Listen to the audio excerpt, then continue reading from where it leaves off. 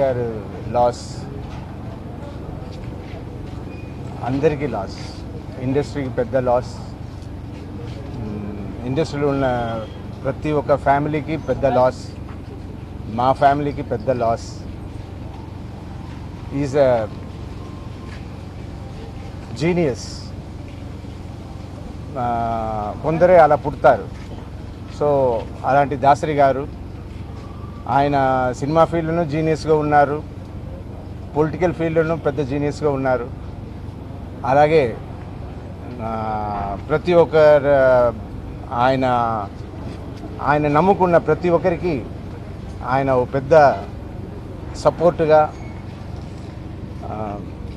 ఒక పెద్ద లీడర్గా, అన్నీ in always.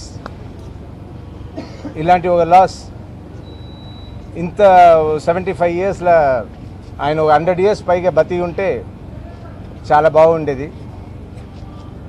But it's a big loss.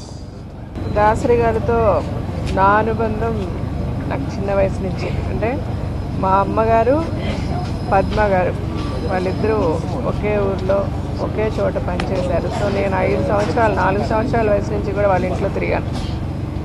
ఆ రోజు నుంచి ఈ రోజు వరకు కూడా, అంటే ఫస్ట్ ఆఫ్ ఆల్ మా ఫ్యామిలీకి ఒక పెద్ద దిక్కు. అంటే ఏ కష్టం వచ్చినా, సంతోషం వచ్చినా, నష్టం వచ్చినా ఫస్ట్ ఆయనతోనే మాట్లాడేవాళ్ళం. ఆయన ఫోన్ చేసేవారు. ఇలా ప్రాబ్లంలో ఉన్నాను అంటే వెంటనే పిలిచి మాట్లాడేవాళ్ళు. ఇప్పుడు నాకు ఏదైనా కష్టం నేను ఎక్కడికి వెళ్ళాలి అంటే నాకు తెలియడం లేదు. అంటే యాక్చువల్గా బాగా అయిపోయారు, ఇంటికి వచ్చేసారని చాలా సంతోషంగా ఉన్నాం. ఇలా సడన్గా ఎందుకు జరిగిందో కానీ ఏం జరిగినా ప్రతిదీ ఏదో ఒక కాజ్తోనే జరుగుతుంది. ఆయన ఎక్కడున్నా అలాగ బాస్ లాగే ఉంటారు.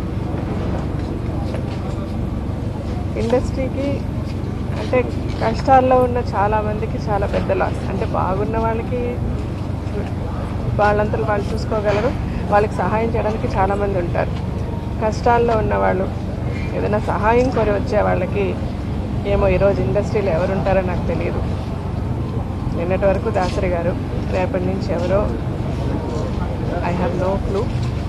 It's a great loss to the whole industry and especially నాకు, నా పిల్లలకి, మా ఆయనకి. We miss him so much.